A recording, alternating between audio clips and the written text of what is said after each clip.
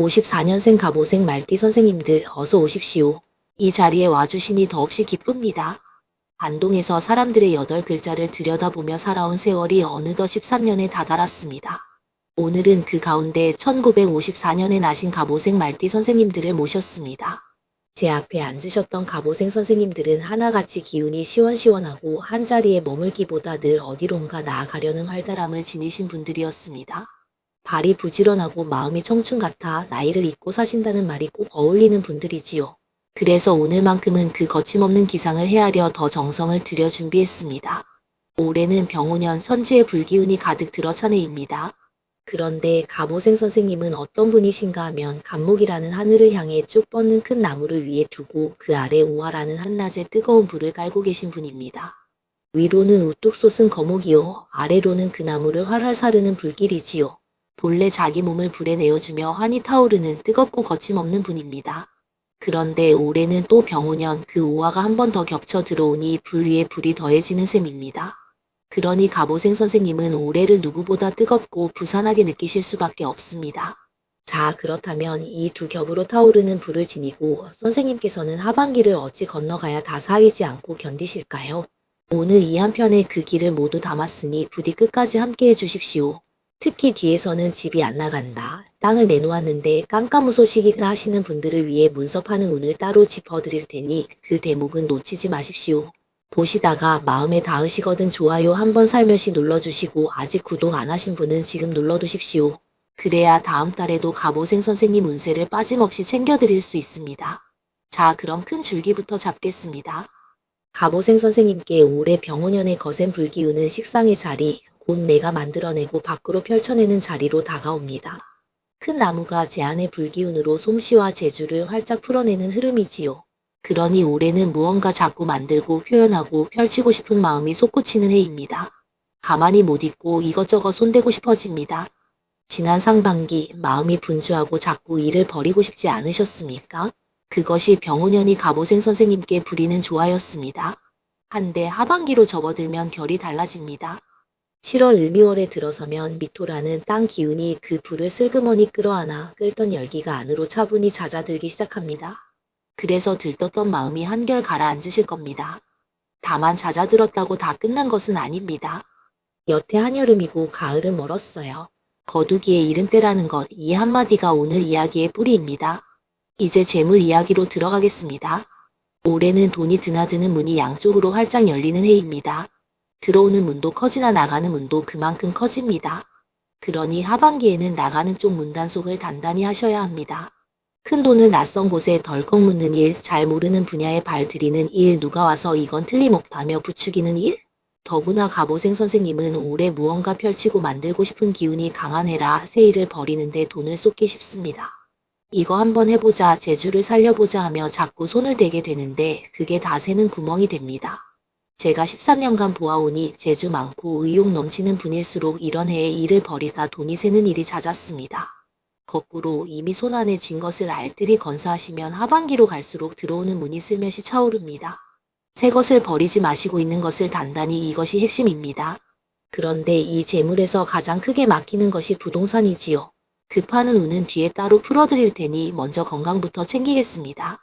갑오생 선생님, 올해는 정말 몸을 귀히 여기셔야 하는 해입니다. 위로는 갑목이라는 큰 나무, 아래로는 우화라는 뜨거운 불을 지니셨는데 올해 불이 거세게 겹쳐 들이치니 그 나무가 타들어갑니다. 본래 자신을 불사르는 분이라 올해처럼 불이 더해지는 해인 그 열이 한층 심해집니다. 무엇을 살피셔야 하느냐? 우선 심장과 혈압입니다. 불이 겹친 해이니 가슴이 두근거리고 혈압이 출렁이기 가장 쉽습니다. 다음으로 간목이 닿아있는 간과 담, 근육과 힘줄입니다. 나무가 불에 시달리는 해라 간이 피로하고 눈이 침침하며 목과 어깨가 뭉치기 쉽습니다. 또 진액이 마르며 오는 입마름과 불면도 살피셔야 합니다. 미지근한 물을 자주 들이키시고 마음의 열을 자주 식히시며 술은 멀리하셔서 간을 쉬게 하십시오. 이 건강 이야기는 영상 맨 끝에서 다시 힘주어 강조할 대목으로 돌아옵니다. 명상에 앞서야 할 무언가가 하나 있는데 끝까지 보셔야 알게 되십니다. 이번엔 사업과 직장의 운입니다. 갑오생 선생님들 가운데는 이른이 넘으셨어도 발이 부지런해 손에서 일을 목 놓으시는 분들이 많았습니다. 가만히 쉬는 것을 도리어 답답해 하시지요. 병후년 하반기 갑오생 선생님의 사업과 직장운을 한마디로 줄이자면 버리지 말고 지키라 이것입니다. 올해 불해에는 가뜩이나 나아가려는 선생님을 더 들쑤셔 무언가 크게 시작하고 싶게 만듭니다. 가만히 있으면 답답하고 새 일을 벌여야 살 것 같은 충동이 솟구칩니다. 한데 선생님, 바로 그 충동이 올해 가장 조심하셔야 할 함정입니다. 지금은 새 간판을 내걸고 없던 일을 만들고 큰 도장을 찍을 때가 아닙니다. 도리어 그동안 펼쳐오신 솜씨와 신용, 오랜 인연을 빈틈없이 여미고 다독이는 때입니다. 새 꽃을 피우는 철이 아니라 이미 핀 꽃이 열매를 맺도록 가만히 보살피는 철이지요. 7월 을미월이 꼭 그러한 달입니다. 다 여문 듯해도 아직 가을이 아니라 여기서 욕심내어 일을 늘리면 정작 가을에 거둘 알맹이가 비어버립니다. 특히 갑오생 선생님은 말처럼 한번 내달리면 거침없이 밀고 나가는 분이라 올해 하반기엔 그 기세를 새 일에 쓰지 마시고 가진 것을 지키는 데 쓰셔야 합니다. 혹 자리를 옮길까 흔들리는 분 계시거든 올해 하반기에 박차고 나가시는 것은 말리고 싶습니다. 8월 신월을 지나 가을 기운을 한번 보신 뒤에 움직이셔도 늦지 않습니다. 자, 이제 많은 분들이 손꼽아 기다리신 대목입니다. 선생님, 집을 내놓은 지 까마득한데 보러 오는 이가 없습니다. 땅도 매한까지예요. 제발 거래가 되게 해주십시오. 우선 그 타 들어가는 속에 가만히 손을 얹어드립니다. 한평생 부지런히 일군 재산을 이제 좀 굴려보려는데 돌덩이처럼 굳어 꿈쩍을 않으니 그 답답함이 오죽하시겠습니까? 명리로 풀어보겠습니다.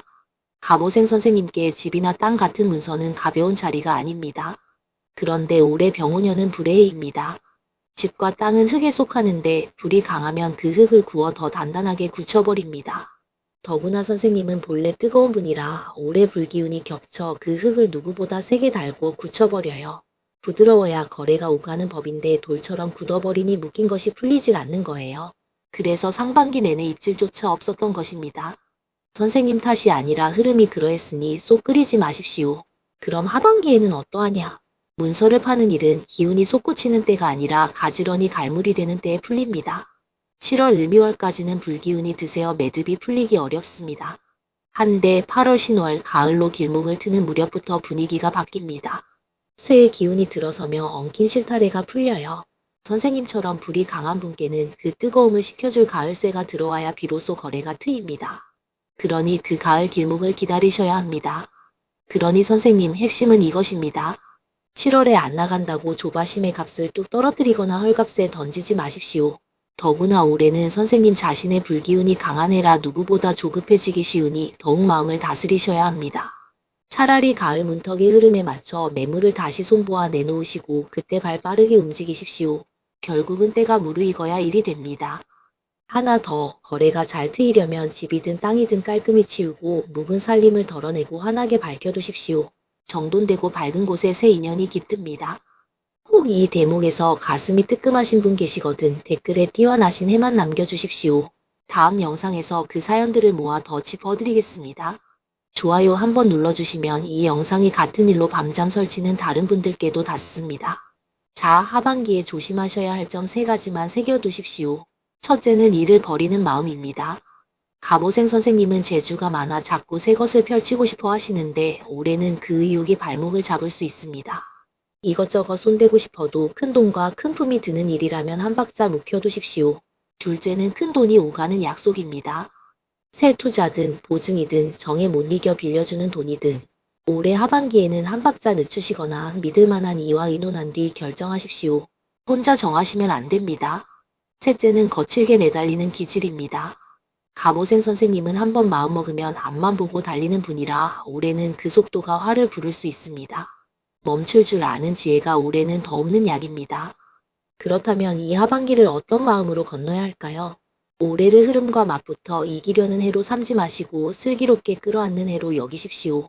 사주를 보는 까닭은 운명을 비틀자는 것이 아니라 흐름을 미리 읽어 그 결을 따라 저어가자는 것입니다. 갑오생 선생님은 본래 앞으로 내달리고 크게 펼치는 데 능한 분입니다. 한데 올해는 그 뻗어나가는 힘을 새로 버리는 데가 아니라 가만히 다스리고 기다리는 데 쓰셔야 합니다. 천리마도 때로는 마구간에 들어 숨을 고르지요. 지금 7월 을미월은 아직 채 여물지 않은 달입니다. 다 이른 듯해도 거둘 때가 아니에요. 잠시 멈춰 걸어온 길을 돌아보고 가을에 무엇을 지을지 차분히 채비하는 마음, 그것이 갑오생 선생님께 가장 어울리는 하반기 마음가짐입니다. 작은 것에 고마워하고 곁의 것을 귀히 여기며 보내시면 가을에는 손에 남는 것이 분명히 있습니다. 선생님들께서 또 물으십니다. 그래서 7월은 6월과 무엇이 다른가요? 6월은 갑오월이었습니다.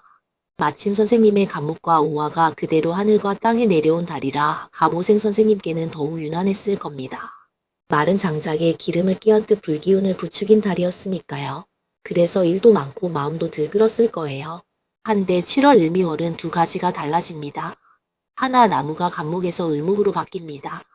곱게 치솟던 큰 나무에서 옆으로 퍼지는 풀과 꽃의 결로 변해 무작정 내달리던 데서 열매를 새마는 마음으로 돌아섭니다. 둘 미토라는 땅이 들어와 불을 품어 안습니다. 솟구치던 불길이 가마 안에서 은근히 잦아들어요. 겉은 후끈해도 속은 누그러지기 시작합니다. 그러니 7월은 속도를 낮추고 알맹이를 챙기며 거둘 것을 채비하는 달입니다. 6월이 내달리는 달이었다면 7월은 멈춰서서 돌아보는 달이지요. 자, 이번엔 귀인운입니다. 귀인이란 막다른 길목에서 손을 내밀고 닫힌 문을 대신 열며 안 보이던 것을 보게 해주는 사람입니다. 우리 갑오생 선생님께 올해 하반기 귀인은 어디서 올까요? 두 겹으로 타오르는 그 불을 시원하게 식혀주는 사람이 곧 귀인입니다. 명리로 풀면 물의 기운, 그리고 거센 불을 거두어 다스려주는 쇠의 기운을 지닌 사람들이지요. 어찌 알아보느냐? 귀인은 만나고 헤어지면 이상하게 속이 가라앉고 머리가 맑아지는 사람입니다. 타오르던 마음이 물을 만난 듯 차분해지는 사람이에요. 거꾸로 볼 때마다 마음에 불을 지르고 어서 결정하라 등을 떠미는 사람은 귀인이 아닙니다. 특히 올해는 같이 일 벌이자며 호기롭게 다가오는 사람을 조심하셔야 합니다. 선생님의 불에 부채질하는 사람일수록 한 발 거리를 두십시오. 참된 귀인은 다그치지 않고 천천히 가셔도 됩니다 하고 발걸음을 붙들어줍니다. 하반기 귀인은 뜻밖의 솥이 끊겼던 사람에게서 나타나기도 해요. 그러니 먼저 안부를 건네보십시오. 그간 어찌 지내셨소 하는 그 한마디가 귀인의 문을 열어줍니다. 그 귀인을 어찌 대접하느냐. 아낌없이 베푸시되 돌려받을 셈은 접어두십시오. 마침 갑오생 선생님은 시원시원하게 베푸는 분이니 잘하실 거예요. 다만 올해는 호기로 크게 쏘는 것과 마음으로 조용히 베푸는 것을 가려서 하셔야 합니다. 까닭없이 밥 한 끼 대접하고 정을 나눈 뒤 그 일은 잊으십시오. 되받을 셈을 접어두면 그건 장사이지 베풀미 아니에요. 베풀고 있는 마음이 막힌 운수를 뚫어줍니다.